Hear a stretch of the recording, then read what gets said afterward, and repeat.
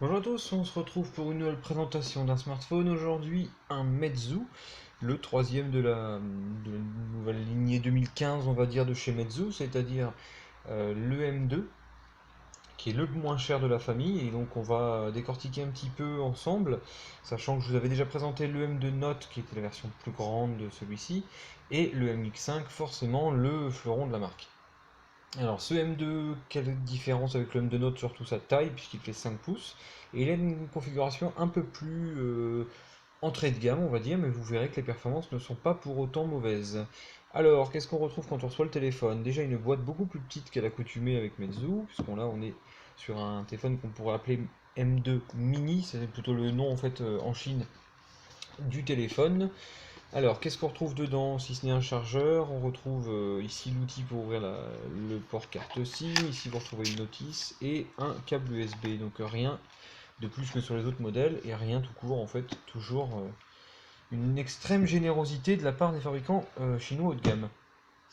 Alors, donc le téléphone, comment il se présente? On retrouve ici une coque arrière en plastique qui ne suit pas par contre les traits embarqués par le MX5 et le M2 Note, c'est-à-dire que là on est encore sur du...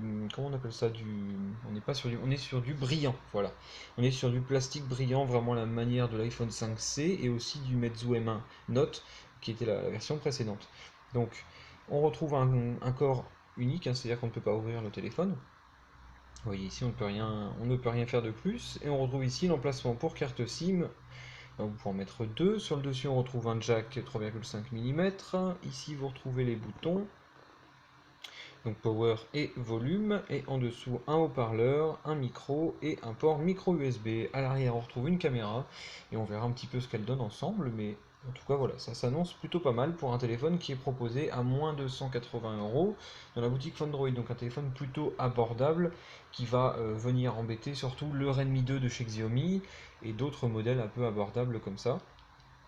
Et on va voir un petit peu ce que ça donne. Alors, une fois allumé, le premier détail qui m'a, on va pas dire choqué, mais qui m'a fait réagir, c'est l'écran quand même qui est beaucoup plus terne que sur le M2 Note par exemple ou le MX5.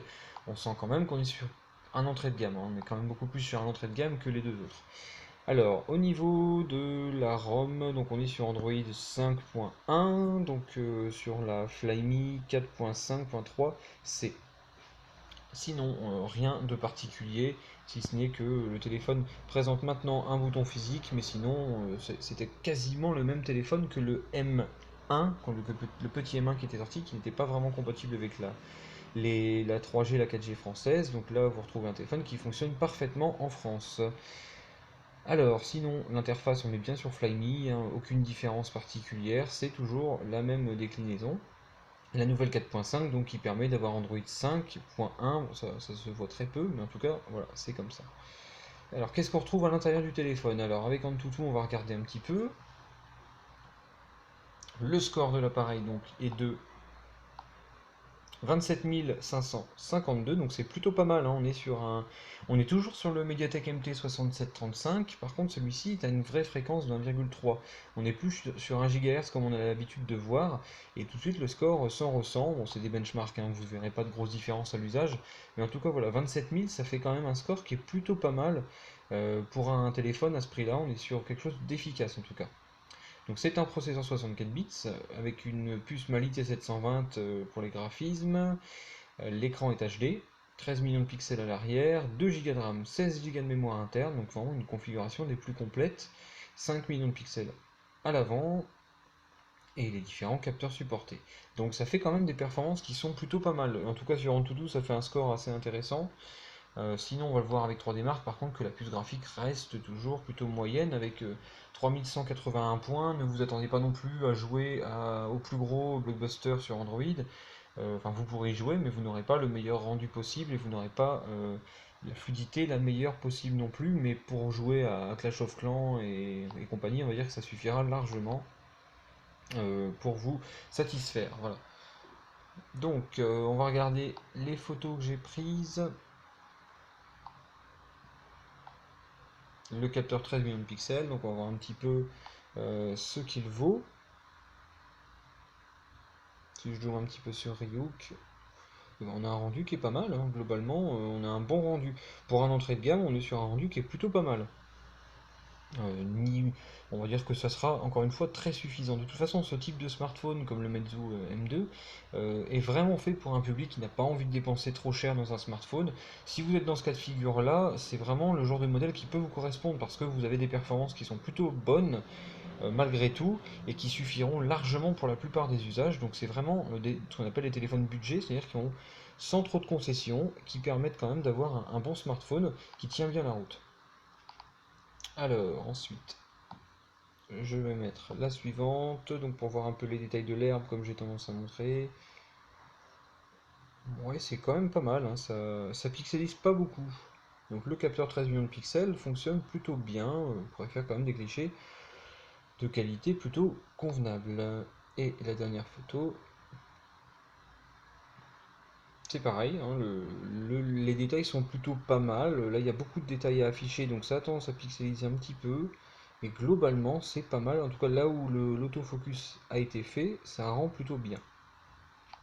Donc voilà.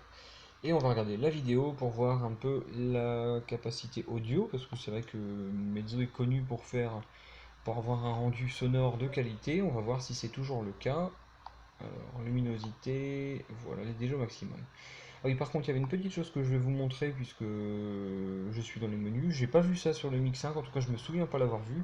Ce qu'on appelle un Easy Mode, alors ce qui peut permettre tout simplement d'avoir uniquement accès aux fonctions essentielles du téléphone. Tout ça via des grandes icônes, donc pour les personnes âgées ou les enfants, c'est vraiment top. Hop, voilà, tout simplement, on appuie là, on téléphone et c'est tout. Donc c'est vraiment très simplifié et on peut mettre ses contacts favoris ici. Donc voilà, ça c'est un mode qui est assez sympa qu'on avait déjà vu chez Huawei, je crois. Et donc en tout cas, c'est toujours un bon petit plus, ça peut servir en tout cas, et c'est bien que Meizu y ait pensé. Donc voilà, et vous avez tous les réglages utiles à changer. Donc quittez le mode. Et voilà, donc vidéo. Alors local, je sais plus où c'est, voilà. La vidéo standard qu'on met d'habitude.